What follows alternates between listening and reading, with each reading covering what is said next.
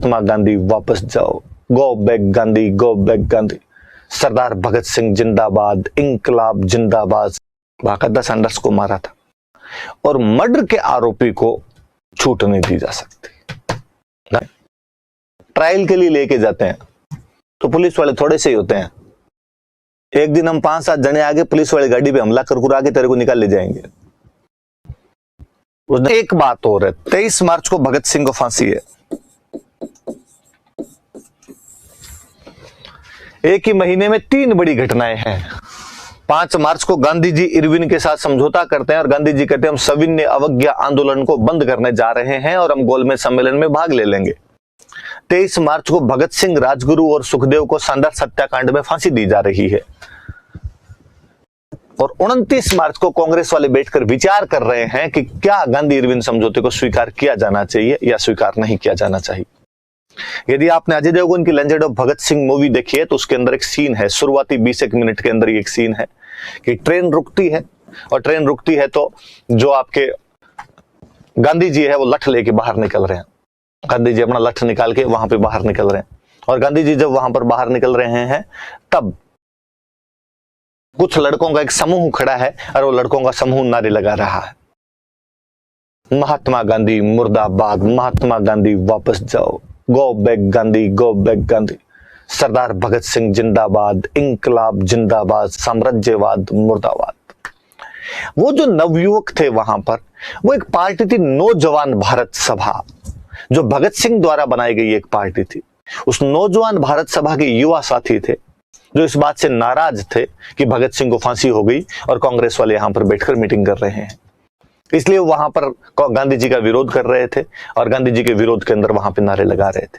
कोई आपसे पूछेगा कि नौजवान भारत सभा के सदस्यों ने कौन से अधिवेशन के समय गांधी जी के खिलाफ नारे लगा दिए थे, तो वो कराची अधिवेशन था 1931 का। कोई पूछेगा आपसे कि नौजवान भारत सभा किसका दल था, तो भगत सिंह का दल था। आखिर वो क्यों गांधी जी के खिलाफ नारेबाजी कर रहे थे? क्योंकि वो भगत सिंह की फांसी के कारण कांग्रेस या गांधी जी से नाराज थे। अक्सर ये बात भी अपने तैरती रहती है भारत के अंदर कि गांधी जी ने भगत सिंह को बचाने का प्रयास नहीं किया था। स्वाभाविक सी बात है, इस पर सवाल उठेंगे कि जब आप 5 मार्च को वहां पर बातचीत करने के लिए गए थे और 23 मार्च को भगत सिंह को फांसी लग रही है, तो आपने वहां पर भगत सिंह को बचाने के प्रयास क्यों नहीं किए? मुझे लगता है इस प्रकार की बात करने वाले लोगों को इतिहास का बोध नहीं होता है। पहली बात, हालांकि हमारे देश के अंदर इस प्रकार की कोई भी लॉजिकल बात करनी अपने आप में कुफ्र घोषित हो जाना है, पर बात यह है कि पहली बात तो 5 मार्च को जब गांधी जी वहां पर इरविन से बात कर रहे थे तो उन्होंने बाकायदा भगत सिंह का मुद्दा उठाया था, बहुत ढंग से भगत सिंह का मुद्दा उठाया था उन्होंने। आप legend of Bhagat Singh movie देखोगे तो उसके अंदर भी बाकायदा है कि गांधी जी इरविन को कह रहे हैं कि what about Bhagat Singh. Irwin साफ साफ मना करता है, इरविन कहता है कि नहीं, उन लोगों ने मर्डर किया है, बाकायदा सैंडर्स को मारा था और मर्डर के आरोपी को छूट नहीं दी जा सकती। गांधी जी कहते हैं कि भाई इन लड़कों के प्रति थोड़ा देखा जाना चाहिए, यंग लोग हैं, इस प्रकार की ब्रिटिश सरकार को कोई कार्रवाई नहीं करनी चाहिए। पर इरविन ने कहा मर्डर किया, मर्डर के आरोपी को इस प्रकार नहीं छोड़ा जा सकता। सैंडर्स को मार के आए ये बात। कानून यही कहते हैं कि इस प्रकार के बंदे को किसी प्रकार की माफी नहीं दी जा सकती, सीधी सी बात। पर फिर लोगों का होता है कि गांधी जी अड़ जाते हैं, बाकी जगह तो भूख हड़ताल कर दिया करते थे, यहां पर भूख हड़ताल क्यों नहीं की? तो मुझे लगता है कि यदि गांधी जी अड़ भी जाते तो क्या हो जाता? क्या गांधी जी के अड़ने से भारत की समस्याएं सॉल्व हुआ करती थी? यदि गांधी जी के अड़ने से और गांधी जी के भूख हड़ताल करने से भारत की समस्याएं सॉल्व होती तो भारत 1920 के अंदर आजाद हो गया होता। 1920 में गांधी जी ने कहा था मुझे 1 वर्ष दीजिए, असहयोग आंदोलन में मेरा साथ दीजिए, मैं भारत को आजाद करवा दूंगा। क्या 1920 में भारत आजाद हो गया था? नहीं। गांधी जी तो पुनः 1930 में कह रहे थे कि सविनय अवज्ञा आंदोलन के अंदर सब एक साथ आइए, हम भारत को आजाद करवा लेंगे। क्या सविनय अवज्ञा आंदोलन के बाद भारत को आजादी मिल गई थी? नहीं। गांधी जी एक बार फिर 1942 के अंदर कह रहे थे करो या मरो, इस बार देश की गुलामी देखने के लिए जिंदा नहीं बचेंगे। भारत छोड़ो आंदोलन 1945 में समाप्त हो जाता है। क्या 1945 में भारत को आजादी दे दी गई? कौन थे गांधी जी जो भगत सिंह की सजा माफ करवा सकते थे? क्या वो भारत के गवर्नर जनरल थे? क्या वो ब्रिटिश सरकार के अंदर भारत सचिव थे? क्या वो ब्रिटिश सरकार में किसी भी प्रकार के मंत्री थे? नहीं, ऐसी गांधी जी के पास में कोई पावर नहीं थी। वो एक पॉलिटिकल लीडर था, सरकार से बातचीत कर सकता था, सरकार से बातचीत उसने की थी बाकायदा। सरकार अपनी जगह पे सही खड़ी हुई थी, सरकार को लगता था इन्होंने मर्डर किया, मर्डर के आरोपी को तो इस प्रकार से नहीं छोड़ा जा सकता। मैं कहता हूं आज भी कोई अपने देश के अंदर इस प्रकार को मर्डर का आरोपी, अपने भी सब कहेंगे कि नहीं साहब नहीं छोड़ा जाना चाहिए, इस आदमी ने मर्डर किया। अब आप ये कहो किसका किया किसका नहीं किया, ये तो उस टाइम की गवर्नमेंट भी डिपेंड करता है ना, कि उस समय की गवर्नमेंट को साफ साफ लग ही रहा था ना भाई आदमी को मारा तो है ना। अब वो आदमी कौन था कौन नहीं था इस पर मत जाइए आप, पर यदि बंदे को मारा है तो आपको सजा होनी चाहिए। गवर्नमेंट भी यही कर रही थी, साहब मर्डर किया, मर्डर वाले को हम कैसे छोड़ दें। अब दूसरी बड़ी बात, मुझे लगता है यदि उस समय कोई भगत सिंह से पूछते कि हम तुम्हारी सजा माफ करवा रहे हैं, तो भगत सिंह क्या जवाब देते? वो बंदा चांटा मार देता है सामने जो बात करता है इस बात का। उस बंदे को चंद्रशेखर आजाद ने समाचार भिजवाया था जेल में कि जब जेल से कोर्ट में लेके जाते हैं, तुम्हें ट्रायल के लिए लेके जाते हैं, तो पुलिस वाले थोड़े से ही होते हैं। एक दिन हम 5-7 जने आगे पुलिस वाली गाड़ी पे हमला कर के तेरे को निकाल ले जाएंगे। उसने चंद्रशेखर आजाद को वापस रिप्लाई भेजा था कि पंडित जी कर मत लेना, कलंक लग जाएगा। भगत सिंह अब देश के लिए आज शहीद होना चाहता है, अब देश की आजादी के लिए अपना बलिदान देना चाहता है, और मेरे बलिदान देने से, मेरे शहीद होने से यदि देश के युवाओं में क्रांति की ज्वालाएं और धधकती है, तो ऐसे सैकड़ों भगत सिंह भारत माता के लिए कुर्बान कर दिए जाने चाहिए। और भगत सिंह के परिवार वाले बहुत रिच फैमिली से बिलोंग करते थे, बहुत पैसे वाले लोग थे। उन्होंने कहा था कि हम तेरी जमानत तो करवाएं, आगे का केस लड़ते रहेंगे, पैसे देके जमानत होती है, हम पैसे देके जमानत करवा लेते हैं। करवाई थी 1908 वाला, जब भगत सिंह के चाचा जो थे अजीत सिंह जी, जब वो आंदोलन चला रहे थे, उनको गिरफ्तार किया गया था, भगत सिंह के परिवार वाले उनका जमानत करवा के ले गए थे। उस टाइम 50,000 के आसपास रुपए लगे थे उनके जमानत के लिए, उन्होंने दे दिए थे। इस बार वो भगत सिंह के लिए देने के लिए तैयार थे। भगत सिंह फिर अपने घर वालों को मना करते हैं, क्या बात करते हो आप ऐसे।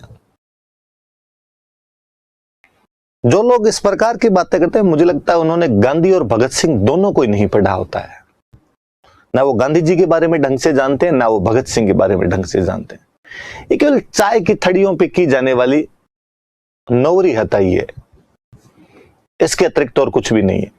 गांधी जी और भगत सिंह रेल की समानांतर पटरियों के समान है, जो एक ही लक्ष्य पर पहुंचती है पर आपस में मिलती नहीं है।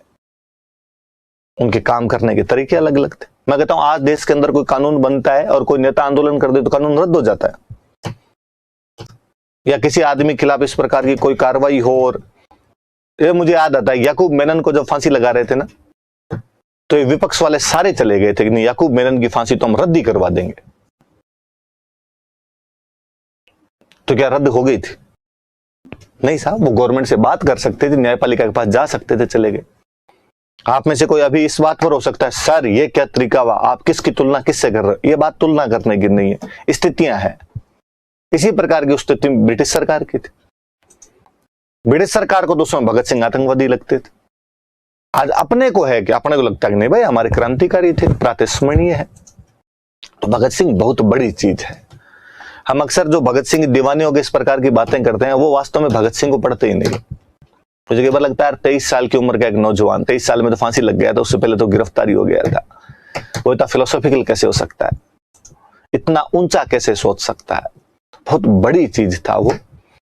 हम केवल तीसरी क्लास से 10वीं क्लास तक 2-4 बार भगत सिंह का नाम पढ़ गए और इधर उधर की कुछ ही फर्जी बातें कर लेते हैं। इसलिए प्लीज इस प्रकार की कोई बातें नहीं हो। गांधी जी ने भगत सिंह को नहीं बचाया। पहली बात तो है कि गांधी जी भगत सिंह को बचाने वाले कोई नहीं थे। गांधी जी के पास ऐसी कोई पावर नहीं थी कि गांधी जी भगत सिंह को बचा पाते। लोग कहते गांधी जी भूख हड़ताल पे क्यों नहीं बैठ गए, मैं आगे सुनाऊंगा आपको। 42 में भूख हड़ताल पे बैठे थे, अंग्रेजों ने लकड़ियां तैयार की थी, डोकरा मरे और लकड़ियों के अंदर जला के आए। गांधी जी ने खुद ही भूख हड़ताल तोड़ ली थी। आगे ये किस्सा भी बताऊंगा मैं आपको कहीं। फिर आप कहोगे गांधी जी ने कुछ ही नहीं किया, गांधी जी ने किया था। मैं कहूंगा बाकायदा इरविन समझौते के अंदर वो भगत सिंह को लेकर बातचीत करते हैं। इसलिए आप लोग पढ़े लिखे लोग हो, आप लोग कभी इस प्रकार की बात नहीं करोगे। चलो, फिर जब गांधी जी का इसमें विरोध वगैरह हुआ था तो इस सम्मेलन के टाइम में, अच्छा कौन गुरप्रीत जी लिख रहे हैं, जब कोई पावर नहीं थी इतना क्यों बढ़ा चढ़ा कर चढ़ाया जा रहा है सर, बाकी सब बातें ठीक है आपकी। बाकायदा एग्जैक्टली मैं तो खुद कहता हूं कि गांधी जी को भारतीय इतिहास के अंदर इस प्रकार से इतना महिमा मंडित नहीं किया जाना चाहिए। और ये गांधी जी के साथ में सबसे बड़ा गांधी जी के साथ में हुआ। मुझे लगता है गांधी जी जिंदा होते ना तो इन हिस्ट्री लिखने वालों को पटक पटक के मारते और वो लिखते तू ये झूठ लिख रहा है, मैं ऐसा कुछ ही नहीं करता था उस टाइम के अंदर। कैसी कोई पावर नहीं थी उनके पास के अंदर, पर है history was written by victors, इतिहास विजेताओं के द्वारा लिखा जाता है, विजेताओं के द्वारा लिखा जाता था। इसलिए 47 में कांग्रेस जीती थी, कांग्रेस ने हिस्ट्री लिखवाई, तो कांग्रेस के पास तो गांधी जी थे ले दे के। और मैं तो हमेशा जो लोग भगत सिंह का भी फेवर लेके अपने जो खड़े रहते हैं, मैं हमेशा पूछता हूं भगत सिंह वाले मुकदमे में 11 लोग थे, 8 को काले पानी की सजा और 3 को फांसी भी थी। राजगुरु, सुखदेव और भगत सिंह तीनों को हम जानते हैं। बाकी 8 लोगों के बारे में आपकी हिस्ट्री किताब एक भी बात बताती है क्या कि 8 लोग कौन थे कौन नहीं थे? तो गांधी जी के बारे में भी इतने पन्ने जो भर दिए जाते हैं भारतीय इतिहास के अंदर, ये नहीं भरे जाने चाहिए। इसके चक्कर में बाकी वाले लोग कहीं ना कहीं दबते हैं, बाकी वाले लोग नहीं आते। पर हिस्ट्री लिखने का ट्रेंड यही है, कोई एक हिस्टोरियन अपने पूर्वाग्रह के साथ में लिखता है और वो कुछ चीजों को उभारेगा और कुछ चीजों को छुपाने का प्रयास करेगा। तो कुछ लोगों ने जो उभारने थे उभार दिए अपने हिसाब से। तो ये भी इतना बढ़ा चढ़ा के बताया हुआ, ऐसा कुछ ही नहीं था।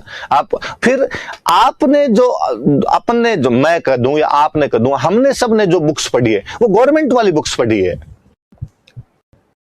वो हनुमान चालीसे हैं गवर्नमेंट के, कि गवर्नमेंट ने बुक लिखवा ली और उन बुक्स के अंदर वही बात मिलेगी जो गवर्नमेंट लिखवाना चाहती थी। आप कोई समानांतर राइटर की दूसरी बुक पढ़ लो, उसके अंदर आपको कमियां मिल जाएगी, 100 कमियां मिल जाएगी उस प्रकार में गांधी जी में।